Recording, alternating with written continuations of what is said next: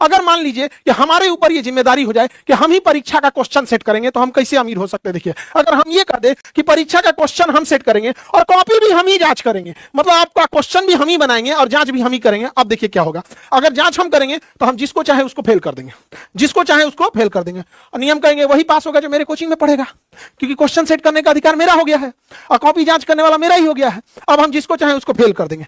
अब लोग डर के मारे कहेंगे कि भैया पास होना है तो इनके कोचिंग में जाओ। अब हम अपनी कोचिंग का फीस रख देंगे 2 लाख रुपया, आओ 10 करोड़ लोग पढ़ने आएगा।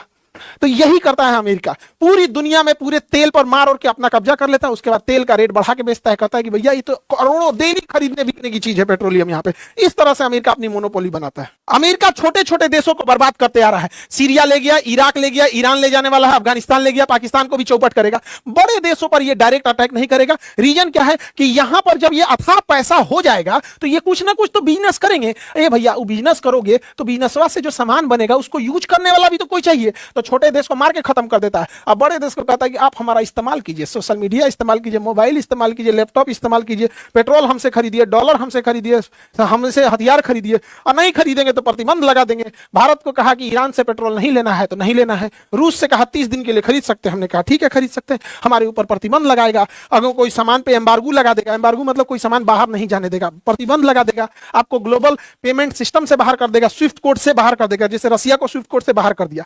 अगर जैसे भारत के अंदर पैसा भेजना है तो आईएफएससी कोड चाहिए, इंटरनेशनल पैसा भेजना है तो स्विफ्ट कोड चाहिए, अमेरिका स्विफ्ट कोड से बाहर कर देगा। हमें सैंक्शन के डर से मजबूर होना पड़ता है। जैसे आप एग्जांपल के तौर पे हमारे राष्ट्रपति और प्रधानमंत्री का जो जहाज है वो बोइंग 777 जहाज है, बोइंग कंपनी का 777 जहाज है, और ये जहाज हमारे राष्ट्रपति और प्रधानमंत्री दोनों यूज करते हैं। अगर अमेरिका से संबंध बिगड़ता है तो इन जहाजों के पार्ट पुर्जे हर 3 महीने पे इसकी सर्विसिंग होती है, हमेशा इसके कुछ पार्ट पुर्जे बनते रहते हैं, बिगड़ते रहते हैं। तो 3 महीने पे सर्विसिंग जब होना है तो इन जहाजों का सर्विसिंग ही रोक देगा। अमेरिका में उसने रोक दिया, रूस में उसने रोक दिया था, तब जाके रूस क्योंकि आत्मनिर्भर है तो थोड़ा कर भी लेता है, हम लोग से तो और फंसा के रख देगा। इसलिए अमेरिका किसी का दोस्त नहीं होता है, वो मजबूरी का फायदा उठाता है। तो आप प्रथम खाड़ी युद्ध देखें, ईरान पर आक्रमण किया, दूसरा में कुवैत पर आक्रमण किया, तीसरे में सद्दाम हुसैन को निपटा दिया अमेरिका।